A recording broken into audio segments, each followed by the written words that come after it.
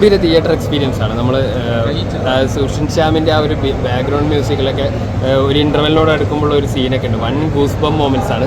പിന്നെ മഹേഷ് നാരായണൻ നമ്മൾ എന്താണ് പ്രതീക്ഷിക്കുന്നത്, ആ ഒരു കണ്ടൻറ് ഓറിയൻറ്റഡ് സിനിമയാണ്. ഇത് കാണുന്ന എല്ലാവരും ഇത് ചിന്തിക്കും. നിങ്ങളിപ്പോൾ നമ്മൾ ഈ മീഡിയ നിൽക്കുന്ന അതിൻ്റെ ആ ഒരു എന്താണ് ഈ ഒരു ഫോൺ ക്യാമറ ഇങ്ങനെയുള്ള സംഭവങ്ങളെക്കുറിച്ചാണ് ഇതിനകത്ത് പറയുന്നത്.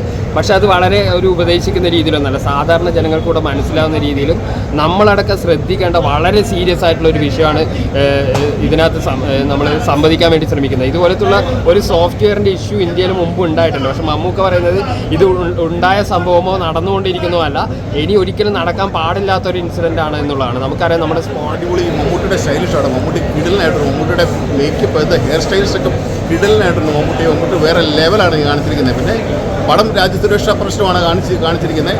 പിന്നെ പല രാജ്യത്തുള്ള ഷൂട്ടിങ് ബഡ്ജറ്റ് നോക്കാനാണ് പടം ചെയ്തിരിക്കുന്നത്. എന്ന് വെച്ചാൽ പല രാജ്യങ്ങളിലെ എയർപോർട്ടുകളൊക്കെ ഷൂട്ട് ചെയ്യണമെന്നുള്ള ബഡ്ജറ്റ് അറിയാമല്ലോ.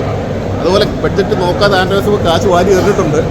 കിടിലൻ മമ്മൂട്ടി തകർത്ത് വാരുക, ഗതി മാറുക. അതുപോലെയാണ് ബഡ്ജറ്റ് നോക്കാതെ ഒരു പടം ചെയ്തിരിക്കുകയാണ്. നമുക്ക് താരങ്ങളുടെ പ്രതിഫലം മാത്രമല്ല, അതിനകത്തെ ബഡ്ജറ്റ് ഭയങ്കരമായിട്ട് കൂടിയിട്ടുണ്ട്. നമുക്ക് പടം കാണുമ്പോൾ തന്നെ അറിയാം അത്രയും കാശ് മുടക്കിയാണ് പടം ചെയ്തിരിക്കുന്നത് കേട്ടോ. അന്യ മേക്കിംഗ് കളറിങ് എല്ലാം വേറെ ലെവലാണ്. ഒരു ഇൻ്റർനാഷണൽ ഫിലിം കാണുന്ന പോലെ, ഒരു ബോളിവുഡ് പടം കാണുന്ന പോലെയാണ് നമുക്ക് തോന്നുന്നത് കേട്ടോ. പടം കൊള്ളാം. രാജ്യസുരക്ഷയെ പറ്റിയാണ് പറയുന്നത്. ഏതെല്ലാം പടം കാത്തിരിക്കുന്നു. ഓക്കെ, മമ്മൂട്ടിയുടെ ഒരു അഴിഞ്ഞായിട്ടാണ് ഫസ്റ്റ് ഹാഫ്. സെക്കൻഡ് ഹാഫ് വന്നു കഴിഞ്ഞാൽ ഒരു തകർപ്പൻ സാധനം വരാണ്. ഒരു രക്ഷയില്ല. ആക്ഷനൊക്കെ ഉണ്ട്, ഫൈറ്റൊക്കെ ഉണ്ട്. എൻ്റെ പോലെ ആ ഫ്ലൈറ്റിലുള്ള ഒരു ഫൈറ്റ്, ചെറിയ പിള്ളേരായിട്ടുള്ള ഒരു അടിയുണ്ട്. പിള്ളേർ കൊള്ളാം, നമുക്ക് തൂക്കി.